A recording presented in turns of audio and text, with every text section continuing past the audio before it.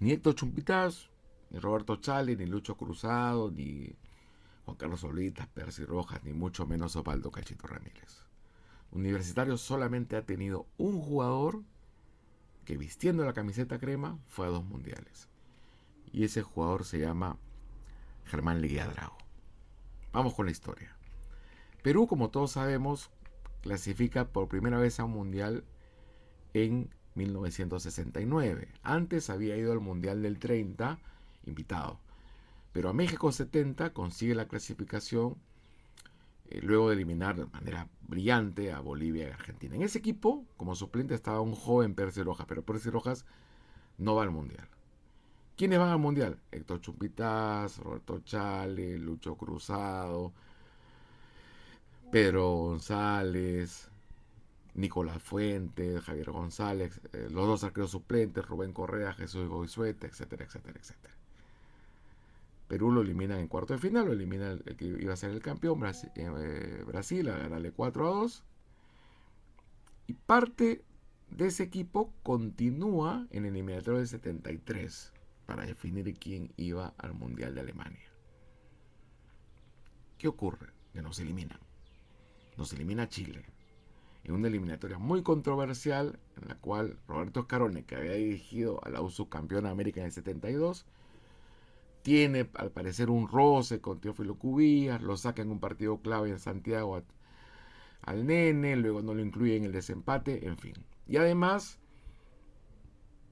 lo dice la historia, lo pueden ver ustedes en video, se le culpa al golero de ese entonces, Chicho Uribe, de los goles que nos sacan del Mundial.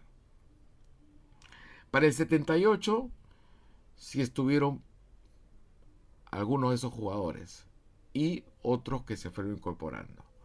Héctor Chumpitaz, Panadero Díaz, que había sido campeón con la U en el 74, eh, el mismo Cachito Ramírez, Juan Carlos Oblitas, Percy Rojas, etcétera, etcétera. Pero ellos ya no jugaban en la U. Luego de la Copa Libertadores del 75, en que la U estuvo muy cerca de llegar a la final, la U está en una crisis económica terrible. Entonces muchos de estos jugadores se van al extranjero. Antes del Mundial 78, el gobierno militar de ese entonces emprende una campaña para repatriar a esos jugadores y ayuda a muchos clubes, pero luego no tenía dinero. Entonces, al no tener dinero, no puede repatriar a esos jugadores y esos jugadores finalmente se van a Cristal, que tenía un apoyo muy fuerte de la Bacus. Se va Chumpi, se va el Panadero, Carbonel, que había jugado también en la U, se va Juan Carlos Oblita, se va Percy Rojas, se va Cachito Ramírez. Cristal arma un equipazo. ¿A quién incorpora la U como estrella? A un joven Germán Leguía Drago. Germán había aparecido un año antes.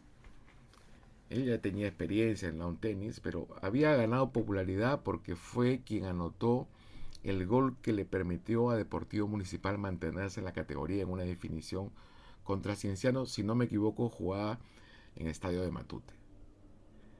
Entonces Germán lo llama a la U, lo contrata, y aunque ustedes por ahí no lo crean, Germán era back central, o lo usaba como back central Marcos Calderón. Es más, quien estaba llamado a ser la pareja de Héctor Chompitaz en el Mundial era Germán Leguía, porque Julio Menéndez había quedado fuera. Julio Menéndez, que había sido campeón de América en el 75, había quedado fuera por lesión. Pero ¿qué pasa? Antes de el Mundial, Perú juega lo que se llamaba entonces la Copa Ramón Castilla contra Argentina. Y pierde en Lima 3-1 y pierde en Argentina 2-1. Pero la superioridad argentina fue escandalosa. Y a Germán no le fue bien en el partido que jugó. Entonces, Marcos toma varias decisiones. Por ejemplo, José Navarro era marcado de punta, ¿no?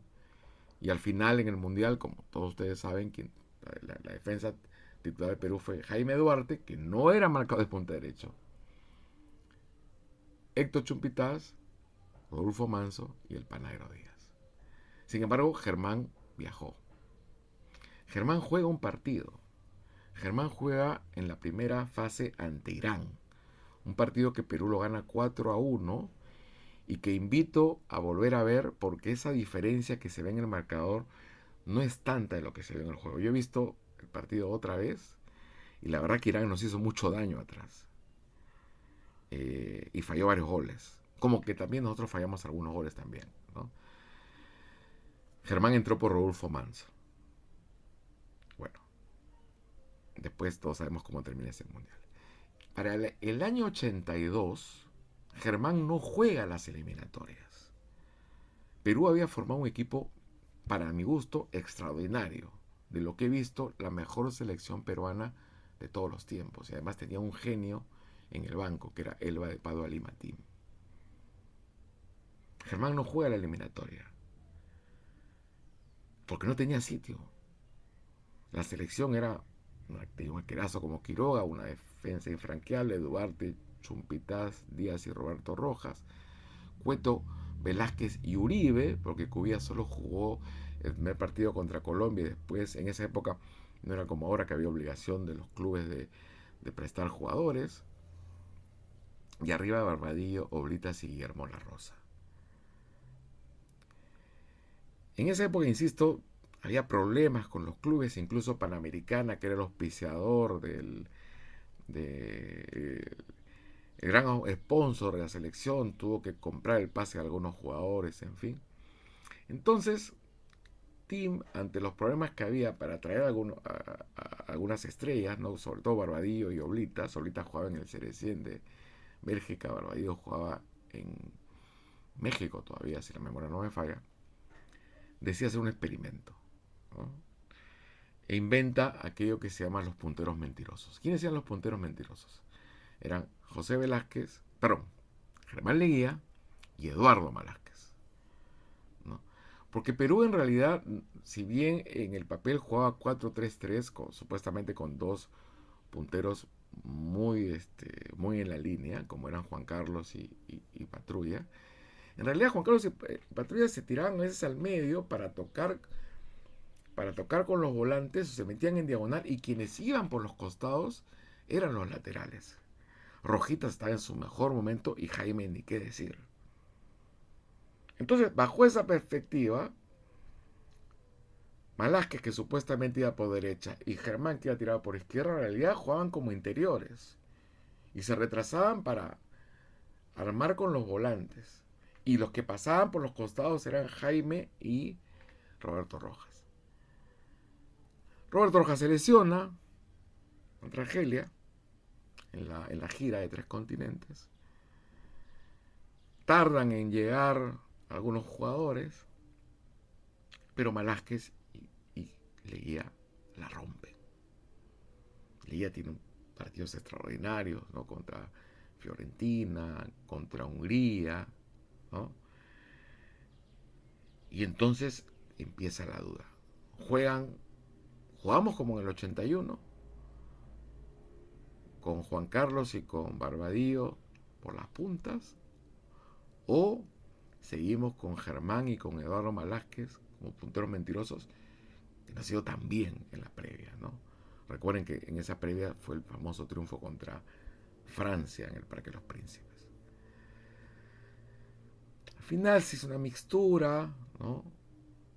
Germán juega en los partidos en España 82, algunos como titular, otros entrando. Al final él juega, por ejemplo, el partido contra Polonia. Hay un gol que justamente él recibe la pelota en media cancha, quiere hacer una jugada y los polacos se la quitan. Viene un contragolpe mortífero y nos hacen un gol. En fin, y todos saben cómo terminó desastrosa esa experiencia en España 82. Juan Carlos estaba todavía en el Cerecien. Percy Rojas, que estaba en el equipo, pertenecía todavía al Cerecien. Luego dejaría el equipo para irse a la U ese mismo año. Sería campeón en el 82 con la U. El panadero jugaba en Cristal. Chumpi, que no fue por una lesión, ya jugaba en Cristal, etcétera, etcétera. ¿Quién era el único jugador de Universitario que juega el Mundial? Es Germán Leguía. Había otro, estaba el Cheo Acasuso, estaba Hugo Gastulo, pero acuérdense que en esa época solamente habían dos cambios, ¿no? Entonces Germán juega un partido en el 78 y un partido en el 82.